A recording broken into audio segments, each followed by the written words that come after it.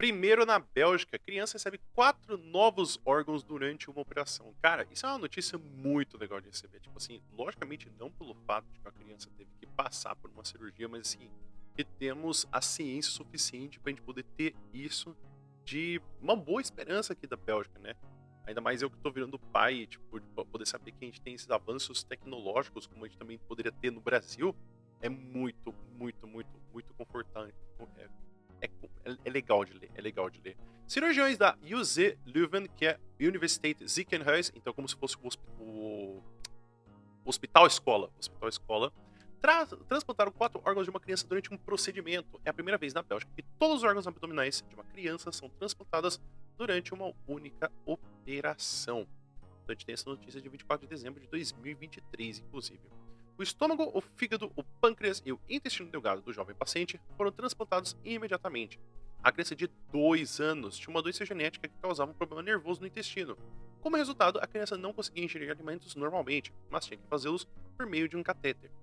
O uso prolongado do catéter causou infecções. Além disso, a criança tinha problemas de fígado. Várias causas tornaram necessária a substituição de todos os órgãos abdominais, diz o Z. Leuven. Então, é muito problemático, né? Porque a gente tem cada vez mais uma taxa de natalidade menor aqui na Bélgica. A gente tem ainda por família 1,6 crianças, mas às vezes a gente fica com medo, né, de ir no hospital, às vezes a gente não dá confiança, às vezes a gente não acha. Também porque o sistema hospitalar aqui, ele, apesar de ser muito diferente do que tem no Brasil, ele também ainda segue muitos princípios, então de tipo, de manter a vida, de ter essa coisa familiar. Então muitas vezes a gente não confia no hospital daqui, sendo que os hospitais aqui são muito confiáveis. O problema é se acostumar com a burocracia e com o estilo que eles fazem os atendimentos.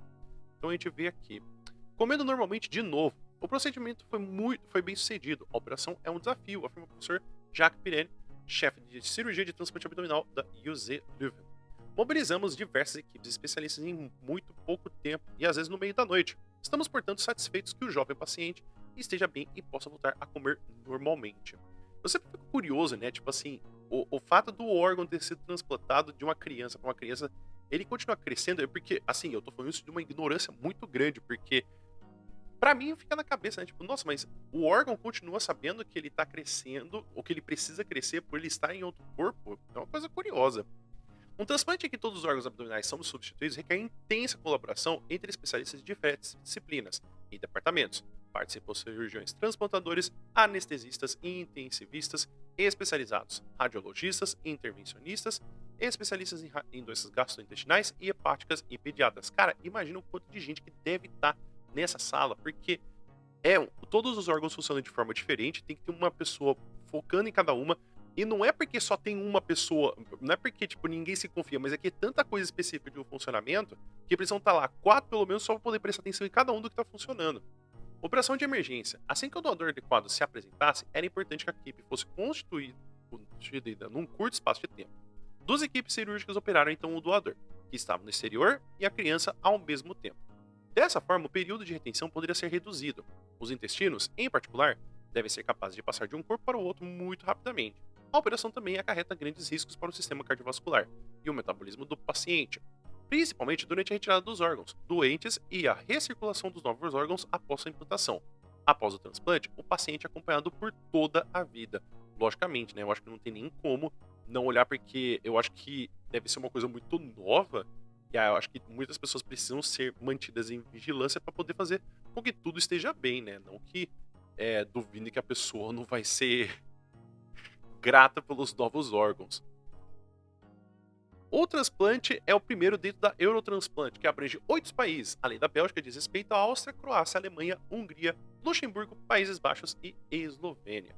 Na Useluven, 9 transplantes multiviscerais semelhantes, 11 transplantes combinados de fígado, pâncreas, intestinal, sem estômago e 9 transplantes intestinais isolados já foram realizados em adultos e crianças.